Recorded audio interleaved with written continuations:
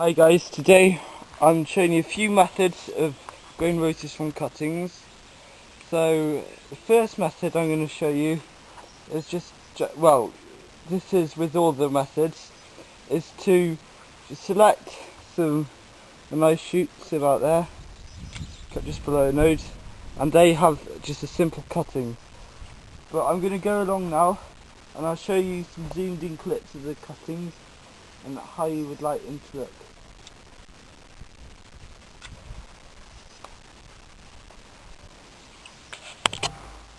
You can see here that's just a perfect cutting, so I'm just going to cut just below the shoot, trim off there.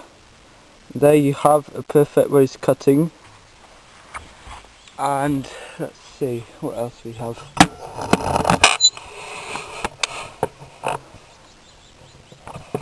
Yeah, that one there. There's a cutting. And just going to do one more now. I will be using three types of roses today. There's an Albertine and a red climber and the dog rose.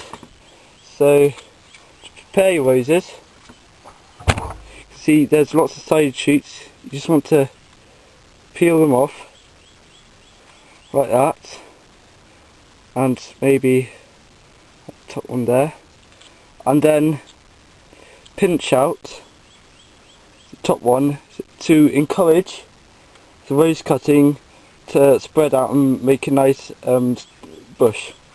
So I'm just going to carry on like this one here. Now to prepare them, after pinching out the tops, get a penknife and about half an inch to an inch, make a short slit just like that. That will damage, and it's called wounding the cutting, which will make it increase the chances of growing roots. There we have all our prepared roots. Now these have lasted quite a while,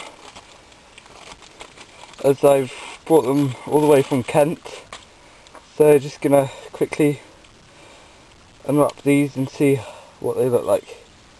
Cuttings are transported quite well, as you can see, and I've already prepared them just by making a slit, but I haven't yet pinched out the tops, so I'll just do all those. Now these have all been prepared. What I'm using here is some just general cutting compost, compost from our backyard. So I'm just going to fill this up very lightly. Make sure the soil has been, or the compost has been through the sieve, and that it's nice and fluffy and light and very free draining. So I'm just going to firm that down a bit. Just add another layer on top. So that's basically the pot ready. And you could use, somewhere here, you could use a rooting hormone or rooting compound, which helps make the plants cuttings root. I usually use that, so I'll just get that and I'll show you how to use it and everything. So basically use a dibber and make a hole about 2 inches deep, and I'm just gonna dip in the rooting hormone, give it a good shake and a tap, and put in rose cutting about halfway up the stem. Just put some compost around it, and I do it with 3 more in 2 or 3 more in a few more pots, and then I'll show you the method of putting a plastic bag over the top, creating like a mini greenhouse. I've just given them a very quick water. Get a clear plastic bag and basically push it or place it over the top like that, then go along either with some rubber bands or some masking tape, sealing it off, and I'll show you that in the next clip.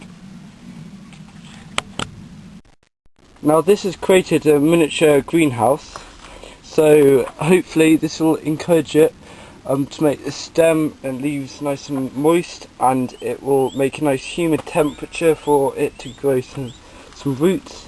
And I'm going to do it on these two, and I'll also then show you the method of using just water, and also without having a plastic bag on.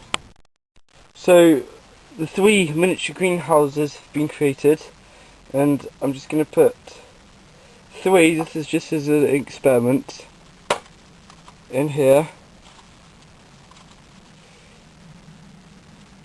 3 tall cuttings like this, and hopefully they should root in about 3 weeks, and if one of those works, I'll be quite happy, because they've got no nutrients. But I've read that other gardeners have done it, so now I'm just going to do a basic thing of just potting them up and putting them in some just putting them in a propagator or on a misting unit, or just basically on the shelf or a windowsill of your home. And yeah, propagating roses is a really fun thing to do. It doesn't take much time, and it's just a great way of seeing how plants can grow. And remember, just use a light bit of compost like that. Get dibber,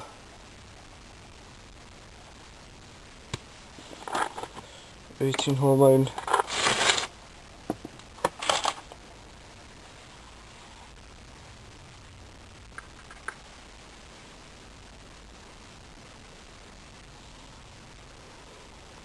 see the way I place it in?